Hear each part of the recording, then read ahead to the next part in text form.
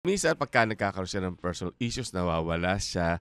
Tapos iisipin mo na laos na. Pero pag the minute na mag-comeback, up there again. The Pod Network Entertainment. Hello and welcome to another edition of Best 10 Bets. Ako po si Butch Francisco with my napakagaling umawit. Galing ako. Hindi ba? Kung gusto mo biglang bumagyo o umulan o tamaan yung transformer sa tapat ng bahay nyo, ay ituloy mo yung statement na yan. Kasi hindi yan totoo. Kasama ko sa inyo Katigbak at wala po kaming transformer kahit sa loob ng bahay.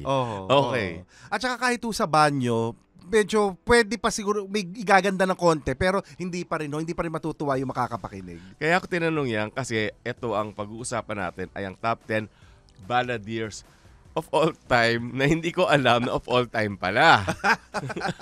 So, not reading instructions. Ayan. Malalaman ni na Noela na pahaging mo lang binabasa ang kanilang mga Viber messages. Balladeers. Kasi meron din female balladeer, di ba? Kasi basta't kumakanta ka ng ballad, ang ballad ay isang kanta na may kwento. Yun. Kaya lang sa Pilipinas, parang naging pag sinabing balladeers, male. Pero kasi kadalasan ng love songs, parang I guess the concept na ang nanghaharana naman lalaki. Kaya doon mo ina-associate yun. At saka dito mga female singers, diretera. Well, totoo naman yun. Totoo naman yun. So anyway, pero kaya rin nilang kumanta ng mga ballad na maganda. Kaya lang iba yung level ng boses. Gusto ko sana yun, ngayon, bago ako mag-umpisa ng aking listahan, I want to pay tribute muna to Rick Segreto kasi I would have included him in the list na pinakamagaling na balladeers. Had you read the instructions and you know na hindi excluded ang patay? Kasi akala ko all living only. Naging kaibigan ko to, at least nadala pa niya ako sa Malasike, Pangasinan. Kung saan meron siyang manggahan. Tapos, unfortunately, 1998, if I'm not mistaken, umatay siya. Alam mo yung... Di ba motorcycle accident? Oo. Alam mo nung... Pareho sila ni Jay Ilagan Naano si Jay Ilagan? Jay Ilagan was 1992. Parang those were tragic deaths because of motorcycles. Nung bago pa lang yung flyover ng Buendia. Ay, oo. Yes. I think dun siya and I really felt... And I think the reason, that's why na-stress yung mga early warning device. Kasi I think kaya nangyari yung aksidente, para kumbaga, there was no marking that there was harang in the street. Big loss. Oo, kasi ang kagandahan lang kasi lahat ng kanta niya hanggang ngayon buhay pa. Di ba? Anyway, so umpisa na ako sa aking top 10 list. At number 10, si Jason D. I'm sure you will agree with me. Hindi kasi di ba produkto siya ng singing contest ng ABS-CBN.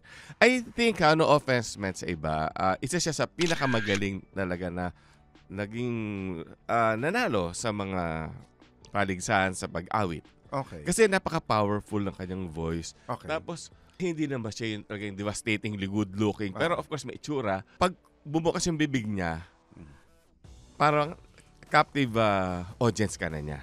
Okay. Ayun. I'd like to think, isa siya sa pinakamagaling, kundi pinakamagaling. Again, no offense meant sa iba. At number 9, Richard Poon. Ito I actually agree with you. Although Richard's not in my list, but I agree with you.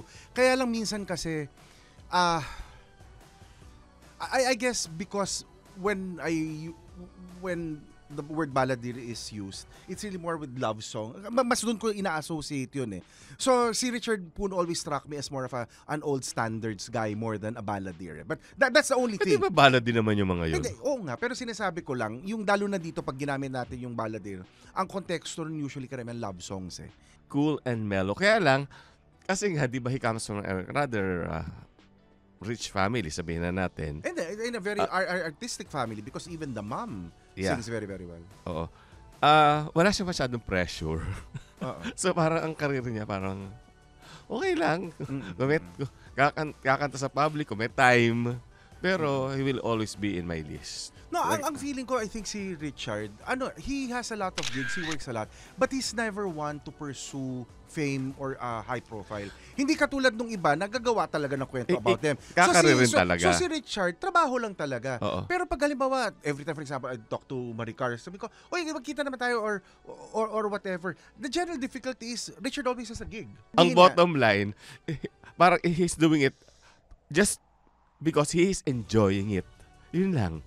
At kaya parang I wouldn't be as simplistic naman as that in that regard. Ewan ko, pero sa akin, ang dating sa akin, no pressure from his end, enjoy lang. Oo. Number 8, Gerald Santos. Okay. Again, so, parang feeling ko magkaibang listahan natin. Hindi, okay. Naawa ko sa kanya kasi naging victim siya ng sexual harassment. Tapos, hindi siya kinampihan. So, sayang, malayo sana ang mararating. Mas malayo sana ang mararating niya.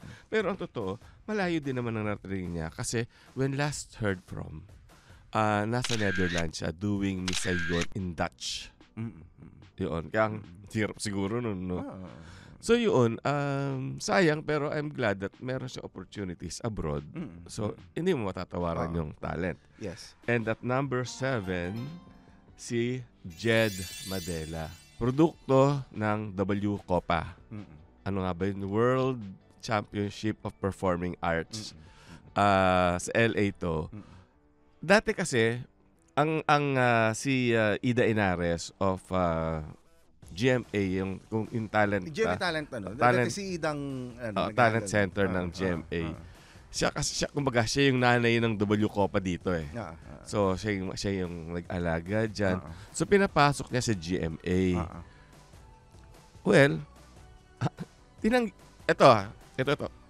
Sa totoo lang tinanggihan siya ng GMA kasi, how do I say it na, kasi parang tabain, although kasi wala pa naman body shaming noon. Diyos ko naman, kahit naman ngayon sabihin mo na may body shaming and whatever, behind closed doors naman, kumapintasan rin naman lahat ng tao kung mataba o payat o may ganitong defect. Kung nalalaman nyo lang ang mga nagaganap behind closed doors sa mga audition. But you know, ang masasabi ko lang, nanat muna with Jed, no? But with regards to that, I think in public, everybody tries to be woke na you're not supposed to do this and whatever. But when it comes to appreciating talents, you still look at the total package And no matter how you defend it, the biases always come out naman Well, yun na nga, kasi pinagsisisihan ni Ida Inares, nakawala si Jed. Si Jed napunta sa ABS na namayagpag. To me, Jed is a brilliant singer. But Jed's not brilliant. Kasi, again, by association with kasi si Jed, every time I've seen him perform, hindi naman bala na kinakanta niya Laging, it's a tour de force of something So, ang sa akin, I would probably include Jed in my list of singers, performers, pero not as a balladeer. Because I've seen him do so many other things as a singer that really impressed. Di ba nag-impersonate nga? Well, dapat gumawa tayo na best impersonators, no? Gumawa tayo episode. Actually, nakabuo na ako ng 10. Bilis Papakitang gilas. So anyway, gusto mo, enumerate ko ngayon Mag number 6 muna tayo. Okay. Si Mark Bautista. Okay. Diyos ko talaga, magkaiba yung listahan natin.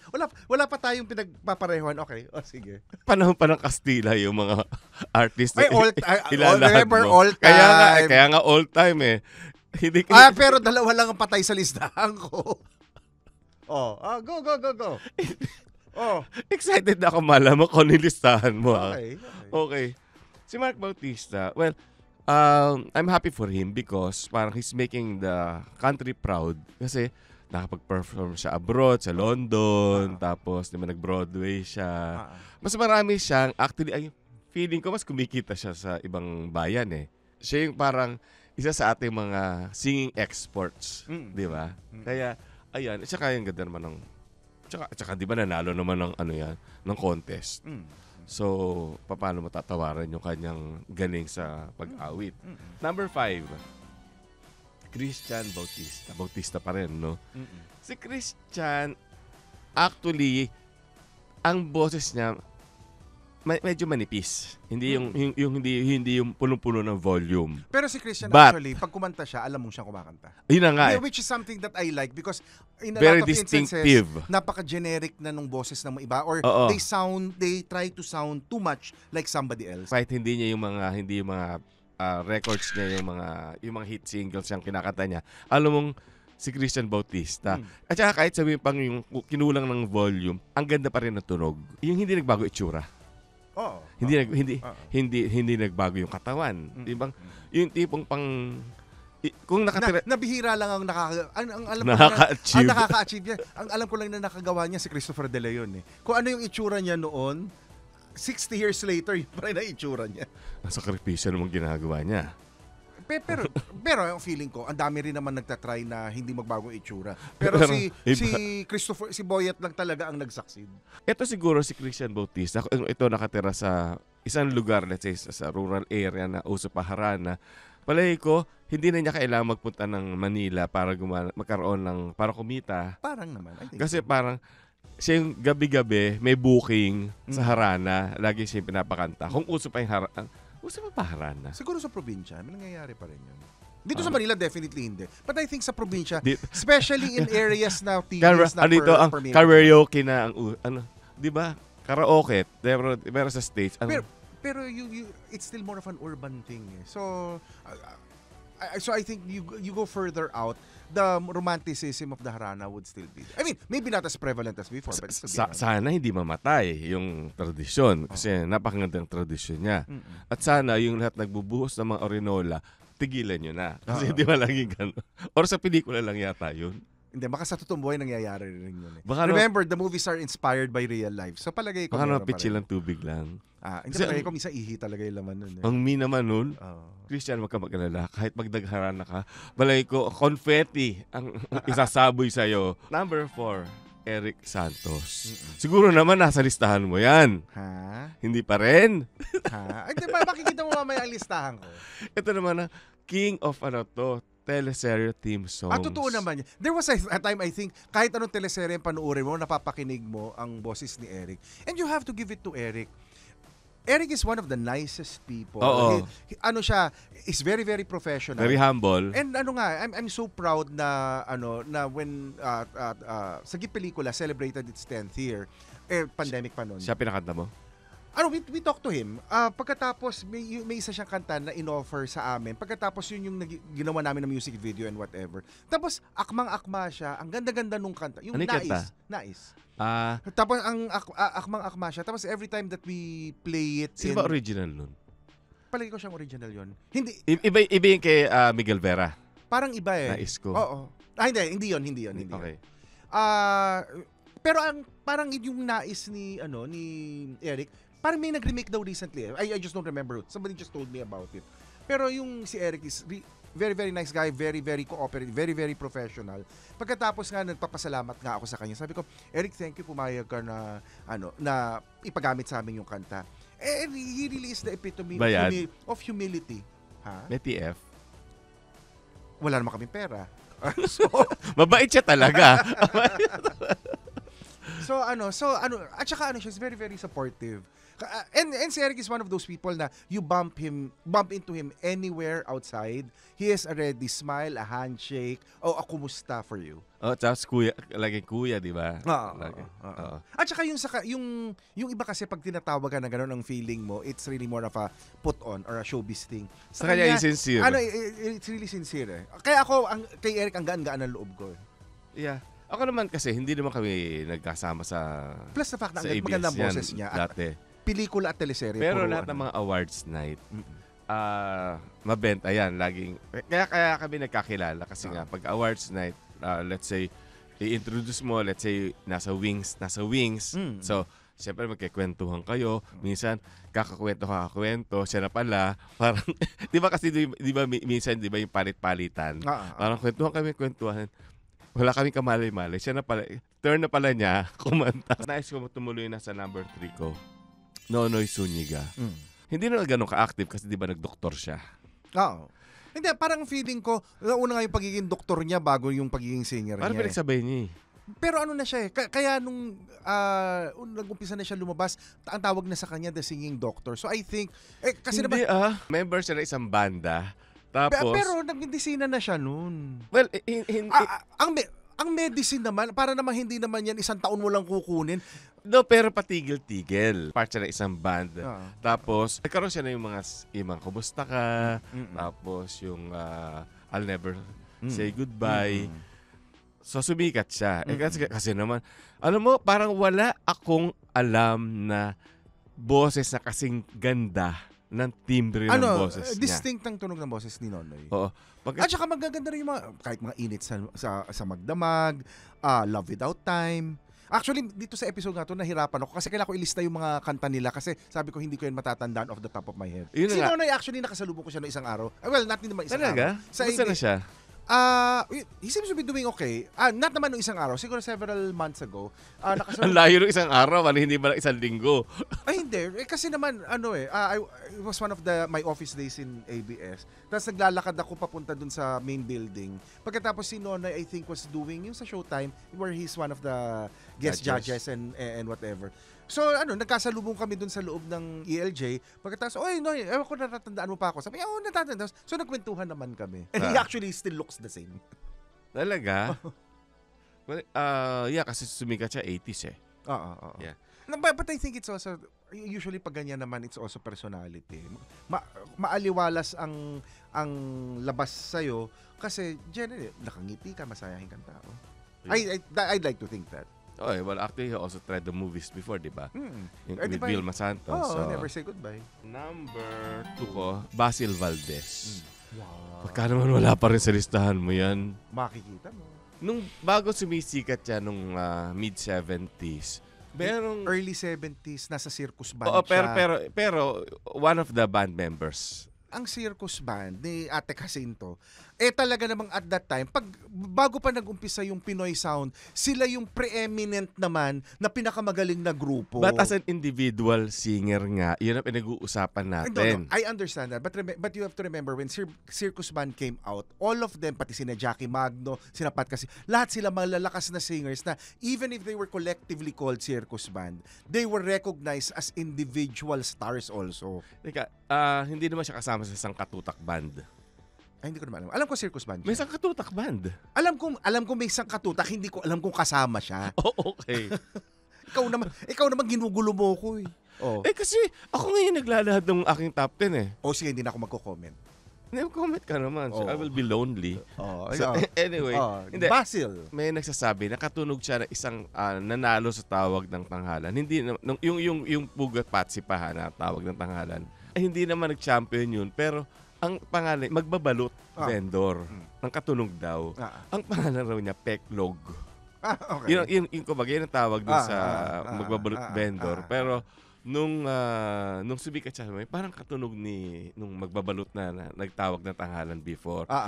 Pero syempre naman, nag-establish niya sarili niyang identity. At talagang, si Basil kasi parang has some of the best songs ever composed in the history of recording. Think of it this way. Ang primary composers niya are George Canseco and Ryan Cayabyab. Parang how can you go wrong? Parang lalayo ka pa. And this was the time that both George and Ryan were still very, very young. But my God, the kinds of songs they were producing are really iconic. They are destined to last forever. Paborito ko yung mga Kastilyong Bahangin, Iduyan Mo, Hindi Kita Malilimutan. Ngayon, Gaano Kadalas Ang Minsan. Natatandaan mo noon pag ang Viva naglalabas ng sine. Usually may male version at saka female version. Nung lumabas yung Gaano Kadalas Ang Minsan, ang male version was Basil, Pilita was the female version. Kung hindi, si Sharon Cuneta. But Sharon would only sing the theme songs of the movie she starred in. Not at that time, Init Sa Magdamag, meron siya. Hindi, pero nung una lumabas yung hindi siya yung nandun sa pelikula eh. Naging inactive siya kasi parang yung boses yata niya hindi na masyadong... Well, yung sa akin... Parang something went wrong. Well, ang sa akin, you have to admit it. It's almost 50 years. Kahit naman... kahit naman sinong singer ang... Hindi, bago pa siya dumating sa prime niya, pwedeng na, mas... Of course, nag-peak na siya, no? Kaya lang parang ang nagsabi kasi sa akin, dapat ang singer, you do not smoke. You don't take cold drinks. Correct. But sometimes... As a matter of fact, hindi ka pwedeng kumain ng mani, kasoy, anything na ikaubo. No, but anything na ikagagasgas ng lalamunan mo. But I think yung kay Basil, I mean, from what I heard, I think yung sa kanya it was more of a spiritual thing eh. No, yung pag lay low niya. Kasi si Basil rin naman, I don't, correct me if I'm wrong because I am not a singer. But Basil was also one of those gifted singers na parang ilang octaves ang range niya. Kaya lang as he got older, parang kahit sila Mariah Carey, di ba? Bumababa naman ang timbre ng boses. Pero nung lay low si Basil, I think he was focusing on some other things. But I remember that whenever he would have a concert, na bigla, his voice was still in top shape. Pagkatapos napupuno pa rin. So I think I liken it more to how Streisand was doing her career. Towards the end, purposely kinakat down na yung perform. Para kumbaga, hindi ko na kailangang magpwesto o rumatsyada katulad nung dati. Quit while ahead, parang gano'n? Not quit while ahead, but you've proven so much. You don't have to prove anything new. You're able to refocus your energies on something else. Ito na lang. Siguro ito, sa aking top 10 list, probably even in your top 10 list, siya lang talagang pwede nating tawagin talagang the genuine artist. Artist siya talaga eh. Hindi siya para not there for the fame. Correct. Alam mo talaga because he likes what he's doing, may freedom siya. Tsaka ang magaling kay Basil, I remember some of the arrangements of Ryan Cayabyab. Yung Michel Legrand medley niya, napakahirap na medley kasi 'di ba yung mga nagka-counterpoint, yung gumaganon yung melody na pwedeng ang kinakanta mo hindi yun yung tinutugtog pero at a certain point magme-merge na yung lahat ng boses. Hindi siya nalilito. Ang galing-galing ni Basil. So every time that he would do, and he could do that live ha. So magaling rin ang tenga niya. So every time I would watch it, I would just be so amazed kasi even the most complicated and difficult arrangements, ang parang madali niyang nagagawa. So effortless, parang kumbaga literally minamani niya yung mga komplikadong arrangements. Bawal nga ang mani.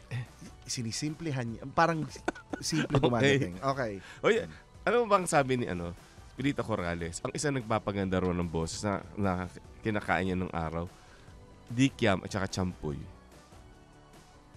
I wouldn't know about that. Pero di ba parang ang alat, parang ang feeling ko, hindi ka mauubo nun. In the same way sa hindi naman eto ka na, tapos dumutugtog na yung strings, tapos kakain ng champoy. Hindi naman ganon. Siguro parang kaliga siya na salabat. Baka parang ganon. Siguro ganon. Yung lasa. But laging sa bedside niya, lagi siya may champoy at saka dikyam. Si Tita Pilits. Nakakaganda ro ng boses yun. Number 1 ko, Tay, Martin Rivera and Gary Valenciano. Kasi, bakit? Parang lang yan, di ba? Parang award show lang yan na biglang nagtatay. Na nagugulat. Kasi, okay. Si Martin kasi, siya yung tipong kasi, between the two, mas maraming personal issues si Martin kaysa kay Gary. So, minsan, pagka nagkakaroon siya ng personal issues, nawawala siya. Tapos, iisipin mo na laos na. Pero, pag the minute na mag-comeback, up there again. I worked with Martin for a very, very long time. And I think Martin's ultimate dream has always been to make it internationally. That's why there were stretches na nawawala si Martin because siya sa... Nagso-Society of Seven siya. Sa Las Vegas siya. Yeah. He would have shows in the Golden Nugget or at Bally's or wherever. And I've actually watched maybe 3 or 4 of his shows while he was there because my sister used to stay in Las Vegas. So yung sa akin, yung kay Martin, alam niya na para magkameron siya ng chance na ma-break yung market na yon, he actually has to be physically there and sacrifice part of his career here in the Philippines. Kaya, kumbaga, kaya nawawala si Martin. Obsessed doesn't necessarily make the heart fonder. Alam mo naman, ang fans madaling makalimot din. So, correct. Pero tinan mo, every time na bumabalik siya dito, bumabalik siya. Pero alam niya na malaking sakripisyo na iwan niya yung career niya dito because he needs to set time and devote his energies to performing in Las Vegas or wherever. Well, maybe. Sige, I stand corrected. Siguro nga, those were the times na... No, kasi I started working with Martin since he started in 1984.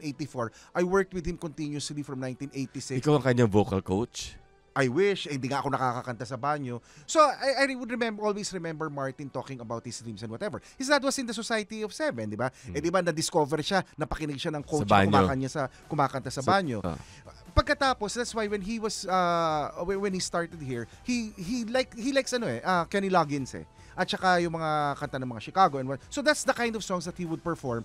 Pero ang mga inspiration rin niya are basically Johnny Mathis. Tatay nga niya ang Johnny Mathis of the Philippines.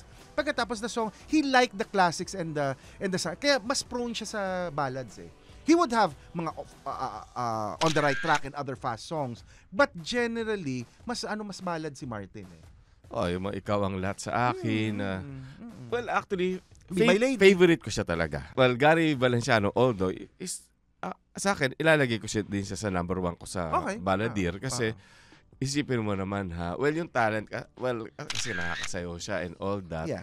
And for somebody who was hounded with health issues for practically all his life, biro mo nakarating, naging Gary Valenciano siya. Parang how many decades after, di ba? Later, hanggang ngayon, Gary Valenciano pa rin siya. Although hindi ako privy dun sa mga nangyayari bago siya mag-concert, I can imagine at nagkakaroon ng tension because hindi mo alam kung he'll be okay physically. They measure naman yung sugar levels and everything. But obviously, when the concert is going on, minsan meron niyang pwedeng biglang babagsakin, whatever. But they do have provisions para pag ganung contingency, whether it's an injection o kung talagang i-hospital siya or whatever, handa sila. Hindi yung parang magkakarambola pa lang sila pag biglang nakita nila, there's something wrong with Gary, he's having an attack or his sugar suddenly went down. Yung sa kanila, they already taken all of that into account. Pero parang wala pa naman nangyari na... No, I think there was one concert na I think he had to stop pagkatapos bumagsak na parang he had to be rushed to the hospital. But this was some time back. Yeah, pero parang may napakinig akong ganun. Yeah, pero kaya lang kasi his fans are so loyal, parang they will wait for him. Ang sa akin naman, I don't think anybody can begrudge an artist for suddenly getting sick. I mean, mabubwisit ka na pinag-antay ka ng pagkatagal-tagal. Pero when he's performing already and for whatever reason, his sugar levels get down and whatever, I think napakawalang hiya mo naman fan kung biglang sasabihin, oy, nagbayad ako kahit may sakit ka, dapat mag-perform ka. Oy, napakawalang hiya mo ito naman. Pwede isang panawagan ko na lang sa mga concert goers. Minsan, galit na galit kayo dun sa artist na nade-delay, pero kadalasan hindi kasalanan ng artist kasi nagkakaroon ng technical problem, di ba? That's true. Kay Shasha nangyari na yan. Wala namang kasalanan si Shasha, waiting lang siya pero may nasirang something. I think a lot of it is forgivable, but if it's a recurring tardiness, like Madonna, para legendary na ang concert na mag-uumpisa ng 1 hour late. Parang ang feeling ko, then yeah, you can blame the artist. But I think in a lot of instances, especially if the production naman is forthcoming and saying na, we are currently experiencing technical difficulties, but we will start the moment. I think people naman will understand that. Pero syempre, kung matagal-tagal na, nauubos rin naman pasensya mo. Pero ang feeling ko, hindi naman automatic na yung singer ang i-blame mo o yung performer i-blame mo. Well, anyway, basta aking number 1, syempre, ang aking much venerated na si Martin Rivera and Gary Valenciano. Okay, your list? Okay. With my list, let me start.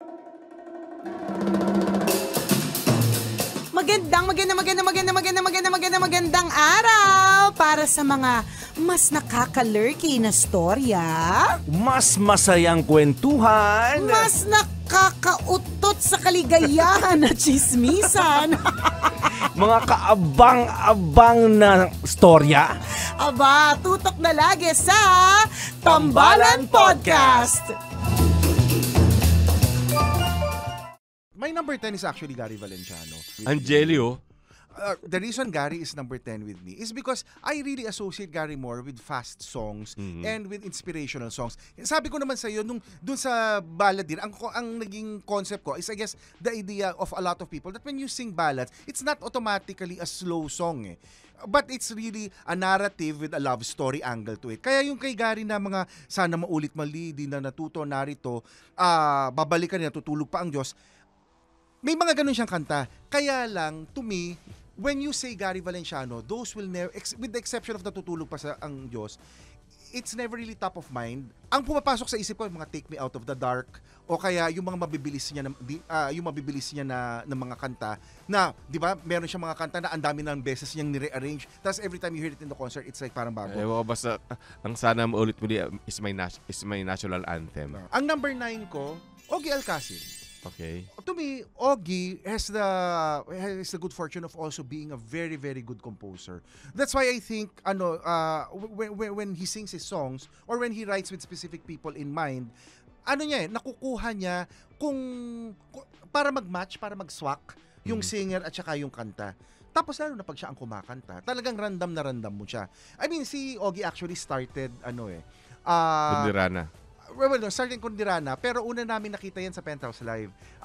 Manager pa niya nun si R.C. Baltasar. Pagkatapos, dinala si Ogie. So, in fact, I think fast song pa yung kinanta ni Ogie. But over time, Ogie started to focus, and he was doing cover versions. Tapos, over time, nas maging ballads. Tapos lumabas yung pagiging composer niya.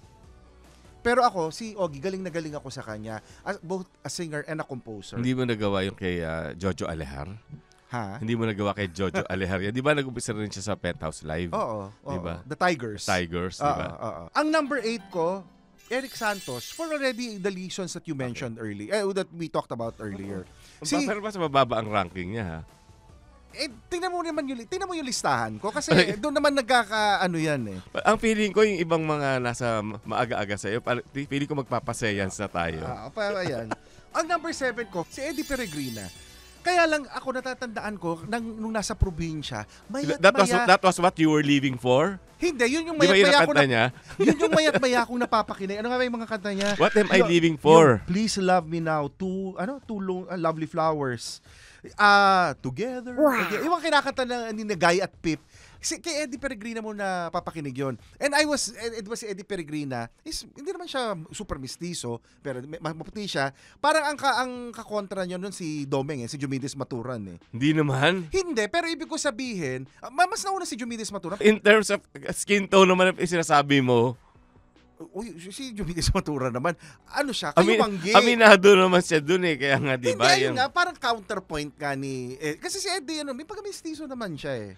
Di ba ito yung namatay sa, nagkaroon ng figured in a vehicular accident sa Mandaluyong, tapos actually yun ang hindi ko natatandaan. Eventually, parang spent several months in the hospital, and then unfortunately, basta ang masasabi ko lang, yung anak niya babae na magaling kumanta also tried following in her father's footsteps. Ay, hindi, ako lang ang masasabi ko. Si Eddie Peregrina kasi, growing up in the province, transistor radio. I mean, buhay probinsya. Kahit saang kwarto ka pumunta at may transistor radio, asahan mo, mapapakinig mo kanta ni Eddie Peregrina. Just to prove to you na malaki siyang artista at magaling siya, saan ba nag-umpisa yung TV show? The Nora Eddie Show. Diba? Nora Honor ang kasama niya. Diba? Ayun. Okay. I can count on you on bits of trivia like that. Ang number 6 ko, Nonoy Zuniga. Okay. Now, yung kay Nonoy kasi, ang sa akin, I think si Nonoy will forever be in the minds of people as a balladeer because of Never Ever Say Goodbye. But he actually had other songs like Kumusta Ka, he also had his version of Init sa Magdamag, Love Without Time, kinanta rin niya yung Mahawi Man ng Ulap. Kaya lang, hindi rin naman ganun karami ang kinanta ni Nonoy relative to some of the other artists. But I think it was just such a powerful and popular song na automatic, even if with that single song, parang yung kay Gary na Natutulog Pa Ang Diyos, to me, that is his ultimate ballad. As far as I'm concerned. So, kay Nonoy, yun rin yung Kasi nga, ang feeling ko talaga because parang nag-focus siya sa medical studies niya. Well, hanggang naging doktor siya. Well, yes and no. Pero, that was still a career that ran for over a decade. Well, sabagay, ako naman. Kung singer o doktor, balik ko magdo-doktor na ako. Okay. Ngayon, ang number 5 ko naman, I mean, nagiging meme na nga siya because of the Christmas songs. Okay. But really, Jose Marichan has created, has composed and sang a lot of beautiful ballads. Ano siya mas crooner siya So, to me, whether it's Beautiful Girl or Stay and Talk a While, Refrain, Please Be Careful with My Heart, na naging hit na teleserye. At alam mo bang siyang musical scorer pala ng Stardom? Ayun, hindi ko alam. Oo. Nung panoorin mo ngayon, ang galing pala niya mag-score. Alina Broca movie yun nung araw.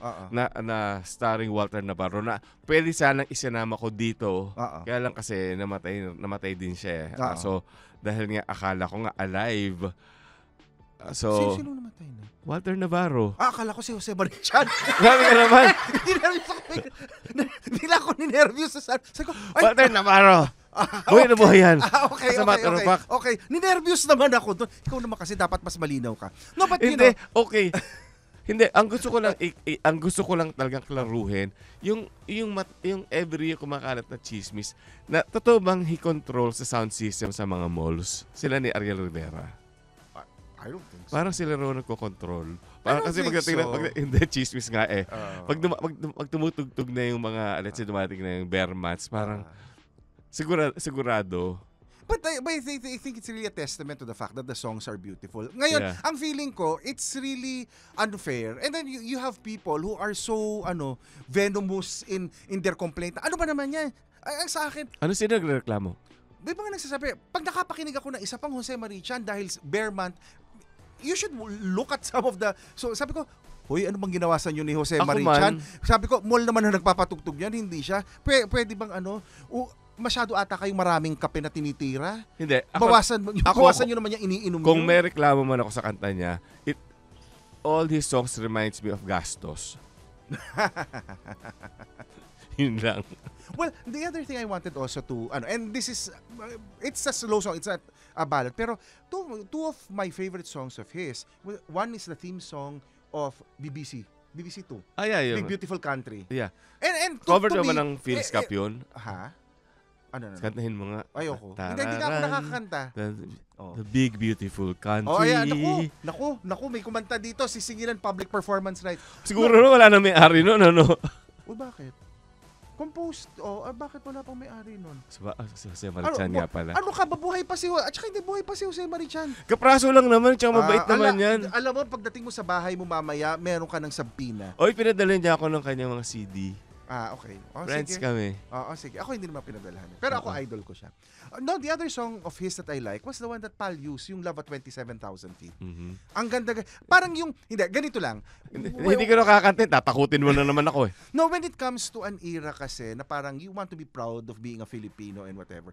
When you hear his songs, like what he did for BBC 2 and for Pal, parang pag napakinig mo sa sobrang ganda nung kanta, to me it's world class eh. Tapos I remember when I saw the commercial for that, parang, proud na proud ako sa Philippine Airlines. Maybe not now, pero noon proud na proud ako sa Philippine Airlines, lalo na in the 70s and the 80s. Wala ako sinabi. Na-upgrade ako eh. Okay.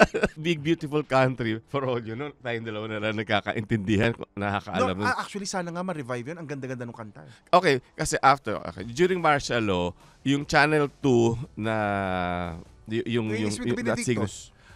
Naging BBC 2. Oo, pero hindi lang Banahaw Broadcasting Corporation. Yun. Para lang maklaro. Correct. Yun. But I think for those of you who are listening to history, natatandaan nyo, ang laging kinikriticize kay Imelda Marcos was ang gusto niya, ang perception ng tao was the true, the good, and the beautiful. Na kay St. Thomas, hindi naman sa kanya. Hindi, pero yun yung gusto niyang na parang pag inisip mo ang Pilipinas at inisip mo ang Manila, ito ang magiging vision mo sa kanya. And to a certain extent, the songs that Jose Marie used for BBC and for Pal were actually very, very reflective of that. Pag napakinig mo kasi siya, parang ang... Leo naman, kung magpapagwari naman ng Pal ng Philippine Airlines ng jingle, alam ka naman yung kapangitan ng Maynila at ng bansang ang i-highlight mo. Ang sinasabi ko, anybody can try to compose a song that's uplifting. But when you heard those songs, you really felt good about yourself, you really felt good about the institution, and you really felt good about your country. Which to me, sadly, is not something that's happening right now eh. Jingle ng Philippine Airlines, para bang sa airport pa lang ay kikikilan na kayo. mga ganon. Sige. Number 4, Martin Rivera. Okay. I've worked... Hindi na kayo friends. Hindi friends kami ni Martin. Martin is to me the ultimate nice guy. Martin always has a warm handshake or a hug or a smile or a greeting kahit magkalayo. And in all of those years, kahit sumobrang sikat si Martin, never siya nagbago sa amin. So until now when we see him, like recently I saw him in the concert of Ryan Cayabyab. And sabi ko, I was so amazed that after the concert, Martin actually stayed around, and anybody who asked him for a photograph, which a lot of artists will not do, they'll do it maybe for 2 people, hanggang may taong nagpapa-photograph, he was accommodating. And to me, that was really always Martin. Pero bata-bata, may mga maldito years din yan, di ba? No, I think lahat naman ng tao meron, may dadaanan na topak. Pero generally, I think, because you have to remember, si Martin actually, umuwi si na Bert Nievera dito, di ba? Pagkatapos, Martin was not the original host talaga of Penthouse Live naman was Pops. Pops lang, but diba? They were looking for a partner with for para Pops. Counter foil. So kinatanga niya yung Heart to Heart ni Kenny Loggins eh. So nung biglang si Martin, sabi nila, "Uy, may chemistry." So inulit nila. That's why, to a certain extent, dyan rin nag-umpisa si Gary. There was one time Martin was not there. Si Gary naman yung naging co-host ni Pops. Pagkatapos sabi nila, uy, meron din. So, ano yan? I thought Gary Valenciano was discovered sa concert ni Cool Ledesma. As a singer. Oo. Pero as a host, dun saan? Kasi pinapartner eh. Okay. So who was the one who gave Gary the... Actually, may picture ako nun Okay. Na si... Nasa wallet mo? Hindi. Nasa Facebook ko. So, meron akong picture, pero hindi ko alam kung matagal lang nakapost yun. Okay. Pero anyway, so si Gary guested. Pagkatapos, after that, mas naging regular na guest si Gary. Tapos kaya nagkameron sila ng pseudo rivalry ni Martin. Imbis na si Donya Buding, sila Net Inventor, sino dapat ang nandun? Ang original? Hindi ko alam. Parang ever since it was... Cynthia Patag? Hindi ko alam. Because when I was there, si Nanette na. Cynthia Patag, nag-umpisa sa Penthouse Live. Kaso, she figured in a car accident pababa ng Baguio. So, pinasok si Nanette Inventor ni Joey Reyes. Okay. Yun. I remember I used to go to Joey's house to pick up the scripts. Number 3 ko, Haji Alejandro. Okay. To me, si Haji, actually naman, di ba si Haji ang kilabot ng mga Koleyala. But si Haji, if you are able to look at this album, meron yung the Haji Alejandro Collection. Ang ganda, wala ka itatapon na kanta doon. Nandun yung anong tawag dito? Nandun yung Tag-araw. Tag-araw, may minamahal kay ganda na ating musika, nakapagtataka na si Jim Paredes ang nag-compose, Panakip Butas, Ikaw at ang Gabi. Alam mo ba yung Ikaw at ang Gabi ang kwento nun? 'Di ba ang Ikaw at ang Gabi pinag-uusapan? Si Mr. C, si Ryan ang nag-compose nun eh. Pero one time, we were doing Ryan musikahan. Tapos kinukwento. I will only allow you to continue with your story kung kakantahin mo siya. Hindi, may Phil's Cup Ako magbabayad. Hindi, baka ipasara tayo. O siya, hindi ko na nga itutuloy. Sa ibang episode nyo na lang po mapapakinig yung kwento na yun kasi hinahadlangan ho ako ni Butch. Pero si Haji Alejandro, this is your time to shine. Napaka-distinct ng boses niya. And a lot of the ballads that parang Ryan may pagka-nasal, di ba? Oo. Pero tingnan mo, yung era nila, lahat sila markado ang boses. Ricky J. So, di ba? Rico Puno. Kahit nga sina Gary Granada eh. Kahit sinong kumanta, pag napakinig mo, alam mong sila. Kahit si Gary Berenya? Hindi ko naman sinusundan si Gary Berenya. Okay. No. Anyway, so to me, Haji is number 3. And si Haji kept his youthful looks for a very, very long time. But I think his best songs were also his collaborations with Mr. C. Number 2 ko, yung hindi mo sinama sa listahan mo pero nag-disclaimer ka na, si Rick Segreto. Ang pinaka-iconic songs niya were the ones by Cecile Azarcon and Odette Quesada, di ba? Pagkatapos, until now, isipin mo, lagi mo pa rin mapapakinig yung Don't Know What to Do, Don't Know What to Say, Give Me a Chance, kahit konting pagtingin, Loving You, na has been covered by so many different artists pero over time. Pero iba pa rin yung original. Alam mo kung bakit? Pag pinakinggan mo yung, ganito yung, ang basa ko siya, Rick Segreto may not have the best voice in terms of musical quality. No, hindi. Pag sabi mo, there are other singers na tonally mas maganda. But his voice quality was so distinct that pag kinanta niya, wala ka rin ma-imagine na iba na makakakanta na kasing ganda ng pagkakanta niya. Basta ako, magaling siya kahit sa stage. stage musical, yung Cabaret. Yeah. At ang number 10 ko tuloy. Ang number 1 ko. Talagang bumabalik ka sa Basil Valdez. Ako, okay. I mean, you're really talking of 6 decades of Basil singing ballads. And even if you say that 30 of those decades lang yung prime niya, that's still a very, very good run. And until now, when you hear the name Basil Valdez, it instills a sense of nostalgia, a sense of magic, na parang even if you say that Basil's voice maybe has gone an octave lower, is not as sharp or as clean or as effortless as before. Pag sinabi mo pa rin Basil Valdez, yun yung tipong people will remember him at the height of his popularity, at the height of his prowess, at isipin nila, parang not everybody will stay naman in that in that range by virtue of age, competition, and whatever. But when he was number 1, he was really number 1. Okay? So on that note, kasi we have to end this kasi si Leo Katigbak ay mag-e-enroll pa ho sa kay Ryan Cayabyab ng Voice. Ano yung pangalan nung kumpanya niya dati? Ryan Cayabyab, The Music Studio. Yun. Pero hindi na yun bukas so hindi na ako pwede mag-enroll doon. Sa Galleria meron pa. So ito po yung listahan namin. As you can see, medyo magkaiba. Pero I think it's also a question of how we view ballads. Ako kasi I tended to skew more towards the love songs. I think Butch looked at more narrative. Basta't may kwento. Yun. Oo. And that, ang aking maraming salamat po. Ako po si Butch Francisco at kasama ko ang balladeer of all time. Leo Katigbak. Maraming salamat po. And for those of you who are listening to us on Spotify, meron pa ho kaming additional na mga after this. Okay, and we'll be back next time for more Best 10 Bets.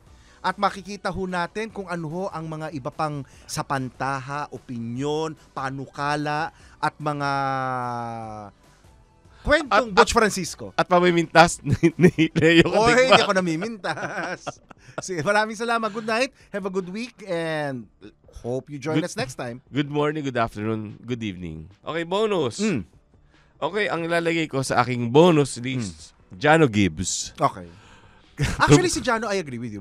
Si Jano magaling. Ang feeling ko lang, I actually, musically, I actually like Jano better than Ogie. Okay. But ang feeling ko, ang disadvantage ni Jano, Ogie kasi is such a good composer also. Si Jano kasi, parang ang tamad-tamad kumanta. Yung style niya, parang Astrid Gilberto, di ba? Parang maganda, pero parang ang tamad-tamad nung style, di ba? I guess that's what made him a Jano Gibbs. Correct. Pero alam mo, doon ako nangihinayang kay Jano kasi ang ganda-ganda ng boses ni Jano I remember, di ba, nagka-show sila ni Butch tuloy, ni Ogie, yung Small Brothers. Mm-hmm. But I also worked with Jano in the show Tin Pan Alley with Bingloy Saga and Regine Velasquez. Directed by Tats Manahan. Ito yung mga 1986 pa to? Hindi naman, mga 1988. Well, anyway, tumawad pa 2 taon. Hindi, siguro 86 wala pa ako sa Channel 7, sa Channel 2, nasa Channel 7 pa ako noon. Okay. So, well, yun, Jano Gibbs kasi isa pa kaya hindi niya nakapag-focus sa kanya singing kasi he was also into other things like correct. He was acting, movies, comedies, and all that. True. Tapos at saka si Jano maganda mag-comedy kasi siya swabe lang, yung very subtle, matatawa ka na lang, tapos hindi over the top ang motions niya. Yeah. Tapos isa sa akin, Daryl Ong, kasi di ba produkto rin to ng mga singing contest. So, yun ang bonus ko. Ikaw? 2 lang ang bonus mo. Di ba 2 lang? 3. Okay, anyway, sa akin, Ariel Rivera. Okay. I think Ariel Rivera, especially the time that he was... I would have put him there. To me, Ariel was very, very... he epitomized the balladeer in the songs that he sang and even the way he looks and the way he carried himself. I could never imagine Ariel as a fast singer and whatever. Pero pag tinignan mo siya yung tipong manghaharana. Palagi ko nga, ganun niya napasagot si Jelly. Well, tanungin natin si Jelly. Okay. Another singer that to me that's very, very good, Piolo. Ang feeling ko lang si Piolo, dapat minsan, I guess, mas mamili rin siya ng kanta. Pero like for example, the songs that Christopher De Leon sings, I think are perfect for Piolo's voice and range. So, in fact, I've told them... Mas makapal lang ang boses ni Boyat, ni Christopher De Leon. Pero, yung mabibigyan niya ng justice yung mga kanta na yon. Piolo should not try to do the songs that taxes his voice too much. Kasi kung nag-iiba yung timbre nun Kaya sabi ko nga perfect yung range ng boses ni Boyet. Yung mga sa Kung Mangarap Ka't Magising, yung sa Kakaba-Kaba, yung mga kanta doon. The other singer that I wish I could have put in my top 10 and I am so in love with his voice is Ñoy Volante. Okay. Ang ko lang kay Ñoy, siya, puro cover versions pa siya ngayon. Sabi ko nga kay Ñoy when I saw, sabi ko, alam mo ba Ñoy, yung isang buong album mo ng cover versions, nandun siya sa iPad ko kasi lagi ko siya pinapakinggan kasi pag ikaw naman ang kumanta, isa ka rin naman sa taong ang lamig-lamig ng boses sa tenga, but at the same time, napaka tugma at angkop dun sa kinakanta mong ballad. Okay. So, yun. Anyway, so yun lang ang... Yun po yung aming additional na Akala mo ang galing-galing namin sa musika, no? Oo. Hanggang banyo lang ho kami. Ako nga, hindi lang. Ako hanggang kitchen. Tinan mo, yung banyo may maganda pang acoustics, yung kusina, wala. So at outdoor kitchen kami, ha? Tingnan mo. Iba na po talaga ang Butch Francisco. Kaya, I am really so proud and pleased that I have been asked to be co-host to Butch Francisco.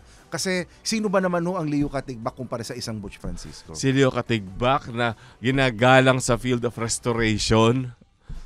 Alam mo, konti lang nakakakilala sa akin because of restoration. Mas marami pa ata may kilala sa akin because of best and bets. Magkakarat ako ng video scandal mo para sumikat ka. Ay? Sige. Okay. Eto, maraming salamat po. Ako po si Butch Francisco. At ito po si Leo Katigbak. Sana pakinggan nyo po yung mga special additional lists namin sa Spotify after our regular episodes. Okay, thank you. The opinions of podcast creators, hosts, and guests are not necessarily reflective of the official stance of the Pod Network Entertainment, its hosts, or other network programs. The content created by the people behind the podcast is personal and not meant to harm any religion, ethnicity, group, organization, company, or individual.